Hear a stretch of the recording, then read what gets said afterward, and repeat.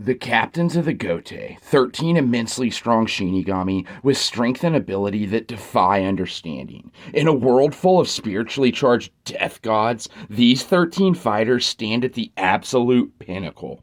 When three of these said mighty captains decided to defect, it almost caused the end of the world as we know it and led to an all-out war that was almost won by the defectees if it hadn't been for a teenage substitute Shinigami.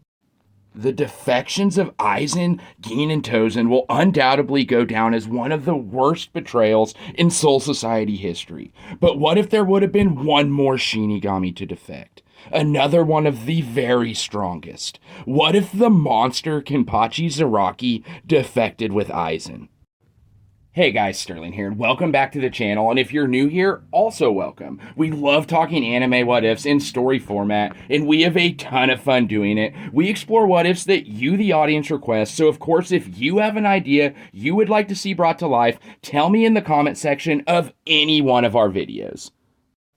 So you saw today's What If. We are exploring what if Kenpachi Zaraki defected with Aizen Gin and Tosen. Now, this incredible idea comes from Brandon Stoker. So shout out, Brandon, brother. You are a well of great ideas. Keep them coming. We love having you on the channel. Anyways, guys, this is going to be a blast because we get to explore how Aizen would go about molding Kenpachi into an absolute monster. But we also get to explore how he would be released on Soul Society and go over some fun hypothetical battles. We actually even get to explore why Kenpachi would even defect in the first place. Guys, I cannot wait to get into this one. Let's dive right into it.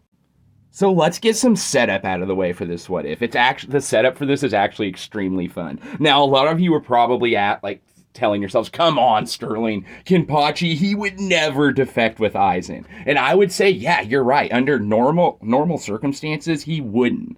But I think ultimately this is what Aizen could do to sway Kenpachi. So hear me out, guys. Like I said, this is going to be incredibly fun, and it's going to go down in like the Aizen highlight reel for like or for grand Aizen scheming. But hear me out. He's going to go to Kenpachi and he's going to be like, look, Kenpachi, you're never going to get the battle that you're longing for. And even if you do, you're going to be branded a traitor. So you might as well just defect with me. So what he's referring to here, guys, is Unohana. He's going to reveal to Kenpachi, like, hey, like, you're suppressing yourself. You've got to feel that. Like, come with me and I will give you the battle you're looking for. If you were to challenge Unohana now, you would be branded a traitor by Central 46 and the entire Soul Society. So come with me. Not only will you get the fight you're looking for, but I have many strong combatants that you could fight until your heart's content, like with the Espada and whatnot. Anyways, guys, like I said, this would be highlight Aizen. He'd be pushing his glasses up, being like, come on, Kenpachi, like, you know you want it. Like, you know you want that battle, and I can give you what you're looking for. And guys, I think Kenpachi may actually defect. And obviously, for the sake of this What If, we're going to go ahead and say he defects. But guys, tell me in the comments below, do you think this would work on Kenpachi? I think it would be a ton of fun, and I would love to see it. Like I said, it would go down in like Aizen's highlight reel of like schemes. Because like, guys, we know Kenpachi was a big deal. Like, Aizen didn't have war potentials, but if he did, Kenpachi would have been on that list along with Yamamoto. Like, there's a reason why he wanted certain captains in Wako Mundo, like Kenpachi. He didn't want to have to deal with them. So in this What If, we get an Aizen in the Soul Society arc before he even reveals his defection, going to Kenpachi and like persuading him to come with how I just explained. It would be a ton of fun. We were robbed in the actual story of any like Kenpachi Aizen dialogue where they're talking to each other, but Aizen would tell Kenpachi, like, the Soul Society is scared of you, Kenpachi. And, like, even better yet, maybe they get into a little tussle, like Kenpachi wants to see Aizen's strength. Like, why would I defect with, like, show me why I'd defect with you. Like, this would be incredible. We'd have Aizen and Kenpachi fighting, and of course, Aizen would use his hypnosis. It would be incredible, and all about, like, while this would be happening, Aizen would be like, they don't want you to, like, learn the way of the Zanpakuto. They don't want you to learn the way of the sword. They're holding you back. They're scared of you, Central 46. You will never progress being a captain how you are now under these laws. Defect with me, Kenpachi. It would be absolutely incredible. So moving on, Aizen's secret meeting with Kenpachi was successful. Regardless of how you want to say it went down, Aizen was able to persuade Kenpachi to defect. And this is where our what if just blasts straight off into the stratosphere, guys. So as always, let me paint you a picture. Our location is Sokyoku Hill, the very spot in which Ruki Okuchi had been primed for execution. But more importantly, it was now the spot in which 3, soon to be 4 of the strongest Shinigami of all time declared their defection from Soul Society. Although the rest of the captains were in complete shock at this insane deception by Aizen, Gin, and Tosen, the Gote think they have this problem pretty much under wraps. They think they have it under control. When the absolute unthinkable happens, Kenpachi Zaraki steps forward. Alright guys, there you have it. The scene has been set and Kenpachi has stepped forward, along with his, quote-unquote, lieutenant, Yachiro. They have stepped forward and everyone's kind of in shock. They're wondering, Kenpachi, no, man, now's not the time to fight these guys. We're going to take them in. We're going to do this the right way. They're criminals. And then Kenpachi's just going to be I'm going with them, guys. Everyone's just going to, draw, what? And it's going to be insane, okay? Now, Kenpachi, he's not going to say much to the rest of the captains. Like I said, he's just going to be hey, guys, I'm going. Now, Aizen, on the other hand, he's going to be Kenpachi, I was expecting you to step forward. And, he's going to kind of flex. He's going to be all right, guys, I just got your Hulk. I just got Kenpachi. Anyways, and so Aizen, Gin, Tosen, and now Kenpachi and his lieutenant, they escape Soul Society and head off to Waco Mundo, where soon they will pretty much just declare all-out war. I mean, I guess Aizen already pretty much did that when he left Soul Society, but what I mean is Soul Society's going to be they're going to be on more high alert than they were in the actual story. Because you've got Gin, an insanely strong captain, a prodigy, you've got Aizen, you've got Tosen, and now you have Kenpachi Zaraki, literally the monster of the Soul Society. So yeah, Soul Society's this is not good. This is not good at all. Now, moving on, this is where things get extremely interesting. Now, everything outside of Aizen, Gin, and Tosen and Kenpachi stays the same. It's when Gin, Aizen, Tosen, and Kenpachi arrive at Las Noches that things get drastically different. So when you have Aizen, Gin, Tosen, and Kenpachi, and they get to Las Noches, and this is where we get some incredible character interactions. Now, Aizen is going to have to be very strategic in how he goes about training, or not really training, but unlocking Kenpachi's potential. Now, he doesn't want to make Kenpachi mad. You have to keep in mind that the only reason Kenpachi is even there is for a good fight in his battle with Unohana. He doesn't care about Aizen's intentions.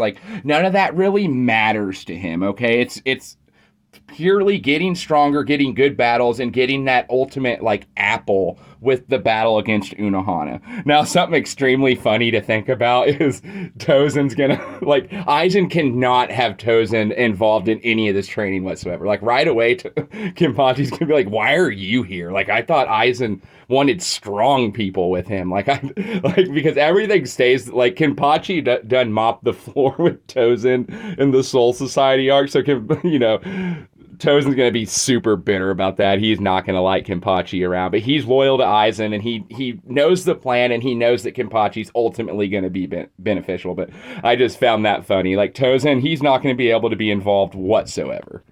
But anyways, Aizen's main goal here is to get Kenpachi stronger, get him to his full potential. But like I mentioned, he's going to have to do this very strategically. He doesn't want to step on Kenpachi's toes, because Kenpachi's not going to necessarily go and train with someone. So what Aizen's going to have to do, Aizen has certain goals here. He's obviously going to have to teach Kenpachi Zanjutsu, or pretty much teach him swordsmanship. Now, it's not that Kenpachi doesn't know swordsmanship. He's a natural with the sword. It's just he never learns much. Yamamoto taught him one lesson, and then Central 46 put that to a halt, because they didn't want someone like Kenpachi getting stronger. So Aizen's game plan or training up strategy, whatever you want to call it, is going to be to try to put Kenpachi through as many tough battles as possible. Now he can go about doing this many ways. And guys, this is kind of like a Bleach fan's ultimate dream. Like, I love Kenpachi. He's one of my favorite characters, but I also truly love the Espada. And guys, they will play a huge part in this. Now, this is where I think, like I said, it gets to be a ton of fun because Aizen's gonna start he's gonna, obviously the Espada are gonna assemble and everything, and they're going to start battling Kenpachi. Like, this is where Kenpachi's gonna get these incredible battles that he's been seeking. Now, it's not the Unohana battle yet, but hear me out. Aizen's going to tell the Espada, like, more or less what's going on, and, like, so you're going to have the Espada being thrown at Kenpachi. Now, obviously, Aizen's going to say, hey, if for some reason you are able to, like, get this guy to the point where you can take his life, don't do it, because he is on our side. But imagine this, guys. Imagine Kenpachi and, like, Noritora, anyways, can't talk today, but you guys know what I mean. That battle was insanely strong, and we got to see Kenpachi take off his eye patch and ultimately put two hands on his sword and defeat him. But imagine if we got battles like Kenpachi versus Grimmjow. Guys, this would be so incredible to see. Or maybe even Kenny versus Hollybell, or Kenny versus Stark, maybe. Oh man, Kenny versus Yami, like I said, more or less, Kenpachi's going to be put through battle upon battle. Now, what's interesting here is Aizen may not even have the Espada involved whatsoever. Now, I do think it would be a good idea because through each battle, Kenpachi would obviously let loose a little bit more and almost get somewhat of a Zenkai boost. But what I think Aizen could possibly do is he could pretty much go all-out psychiatrist on Kenpachi. Now, hear me out. Obviously, Aizen could use his hypnosis to make Kenpachi think he was having a battle with Unohana before he even had it. So you could even replicate the healing in some sort of fashion. Obviously, it would all be an illusion, but I think Aizen's smart enough, and if he knew, obviously, the entire backstory between Unohana and Kenpachi, he could almost replicate that battle, and maybe Kenpachi could learn the name of his sword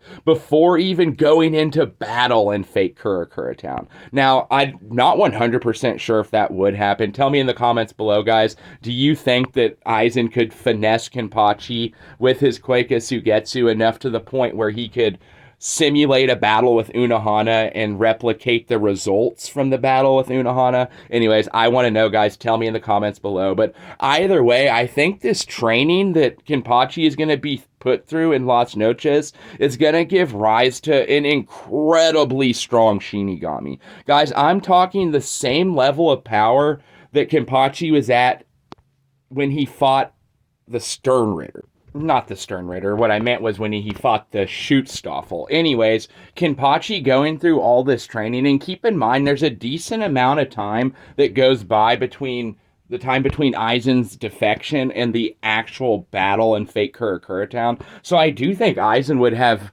plenty of time to... I keep trying to refrain from using the word train, but you guys know what I mean by this at this point. It would give Aizen plenty enough time to force Kenny into reaching his full potential.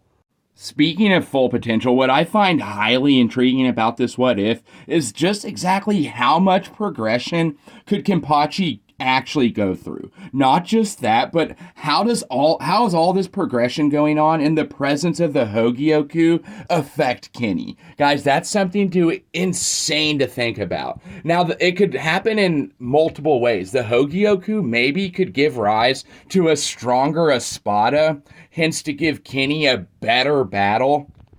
Or it could just possibly end up amping Kenny in some way, shape, or form. Now, guys, because it's pretty much a wish granter. I know I hated that when they revealed that in the manga, but more or less, that's what the mysterious Hogyoku does, is it grants the people around them desire. It grants their ultimate desires, if they have the capability of actually doing so. And of course, Kenpachi's potential is unlimited. Anyways, I just find that tidbit with the Hogyoku being around to be extremely intriguing. Now, something that would never happen, but something that's fun to think about is what if Aizen goes up to Kenpachi, and Kenpachi would never go for this, but what if Aizen goes up to Kenpachi and is like, hey, you want to go through holification? Now that would be insane, a holified Kenpachi. Anyways, I digress, but it's 100% possible because obviously Aizen used the Hogyoku to do the same thing to Kaname Tosen. Anyways, regardless of how this training goes, it's going to really benefit Kenpachi's strength. Now, I did ramble on there for quite some time about the Las Noches arc of this What If, but I find it to be extremely interesting just what a Espada Kenpachi would fight with, how much progression he could get in his power, and whether or not the Hogyoku could further this progression. It's just fun Bleach topics to think about, and then obviously this is an extremely What If, but I do want to move on to the battles in Wako Mundo and Fate Kurakura Town. But regardless, we have a Kenpachi that's much stronger than he would have been at this point in the story. Now, I do want to know down in the comments below, before we do move on, how do you think this so-called training would go with Aizen? Do you see it going how I said, or do you see it going totally different? All I know is that seeing Kenpachi fight multiple different Espada in almost like a gauntlet type situation, obviously, like I said, they wouldn't kill him because they've been told not to, but who knows? Maybe Kenpachi just continues to progress. Anyways, I digress. I want to hear your guys' opinion down in the comments. Now, moving on. What happens with Kenpachi next totally depends on where Unohana is. But either way, what Kenpachi wants is his battle with Unohana. Now, like I mentioned, this Kenpachi that's going to battle Unohana at this point is much stronger than he would have been in the normal story. So how does this battle with Unohana go? Now, obviously, if Aizen was successful in unlocking Kenpachi's Shikai, then it's over for Unohana. It's a wrap, game over. Now, as fun as that idea was, it probably won't happen, but regardless, this would still be a significantly stronger Kenpachi. Now, anyone who thinks Unohana is going to be like, Zaraki, I'm going to stop you for the Soul Society, you're sadly mistaken. That's not how it's going to happen. Unohana is going to be in absolute bliss when she sees Kenpachi, because she's going to know, like, oh man, it's time to fight. So it's going to go exactly how it went in the manga and the anime. She's going to want to die by his hand. But the battle is going to be absolutely insane. And instead of it going down in Mugen, where it was kind of hard to see what was going on down there in the anime, and obviously in the manga it was extremely short. But imagine a Unohana versus Kenpachi battle in a location like Fate Kurakura Town, or even somewhere like Wako Mundo. It would be absolutely insane, and we'd be able to see these two extremely strong Shinigami, the literal Kenpachis, going at it in a life or death battle. And now ultimately Kenpachi would end up winning, and even if he didn't in this stronger form, Unohana would still keep healing him up and ultimately train him per se, ultimately do battle with him until he finally loosens the restriction on himself and unlock Shikai. Now, obviously, Aizen may be successful, like I said, in doing that, but either way, this is the point where Kenpachi learns Shikai or Bankai way sooner than he does in the actual story, because either Aizen trains him or Unohana trains him up in their battle. But like I said, either way, the progression for Kenpachi is leapfrogged. It's insane. So he's like Shootstoffel level Kenpachi now here in Fate Kurakura Town. So regardless, this battle between Unohana and Kenpachi would be beautiful to see. This is one of those what ifs that, like I always talk about, that I'm going to try to get animated, and that I've voice actors and animators, and that we could make it happen, but we truly could. Like, something else I think would be very fun to animate would be the Kenpachi versus different Espada and unlocking his powers. Anyways, I digress, but that's what I envision for some of these future what if animations that will come at the end of all these future what if videos when they're actually done. Anyways, I digress, but like I said, this battle would be absolutely beautiful, and it would end obviously with Kenpachi winning. Now, this plays right into Aizen's hands. This is exactly what he wanted. He wanted Kenpachi to progress to the point where he had a Shikai and he would just be an absolute menace to Soul Society. Now, there is a good chance that when Kenpachi's done with his battle with Unohana, he just takes off. He's like, all right, I'm done here. I got what I wanted. But if he were to go on and fight any of the other captains, guys, it would be absolutely terrible for Soul Society. And hear me out here. So we have a Kenpachi that has access to his Shikai. So he's just as strong as the Kenpachi that fought Grimmy. Anyways, people that are saying Yamamoto may be able to stop him, you have to keep in mind that Yamamoto is going to be nerfed by Wonder Weiss still. So guys, this may be a little contentious, but guys, Kenpachi probably wins that fight. Actually, I'm sure he wins that fight. A Shikai Kenpachi versus a Yamamoto that can't use his Bankai, guys, there's a good chance that Kenpachi's able to take the head captain down, at least in this hypothetical what if. Definitely Bankai Kenpachi's going to be able to take down the likes of Yamamoto. But also, I could see someone like Shinshui stepping in and having to use his extremely hacked Bankai to take this new and improved Kenpachi down. Now, obviously, none of them would want to. Like, they don't want, like, they've known Kenpachi forever, and he's a comrade. So, like, they'd feel bad about doing it, obviously. But if Kenpachi continued on his rampage after Unohana, like, they would have to at least try to attempt to take him down. Now, either way, this is all going to be extremely overwhelming for the captains in the Soul Society, just like it was in the normal story. Because obviously, we have the Espada that show up in fake Kurakura Town, and we have those amazing battles there. And in this hypothetical, we'd have Kenpachi there battling Unohana, and that would be amazing as well. But ultimately, Aizen almost won that war without Kenpachi. So if Kenpachi was there, I don't know who's going to be able to take him down. Like, if this battle goes on in Hueco Mundo between Unohana and Kenpachi, and then, like, afterwards Byakuya is there and he attempts to take Shikai Kenpachi down, Byakuya is getting destroyed, guys. Like, absolutely destroyed. Speaking of Byakuya, do you think he could handle Yami's second form? Because Kenpachi wouldn't be there to help. Now, I know Yami's off screen, and it's implied that Kenpachi and Byakuya were able to do it somewhat easily. But do you think Byakuya himself, without Kenpachi's help, could take down Yami in his second form? It's actually an extremely interesting question. I want to know the answer that you guys have down in the comments below.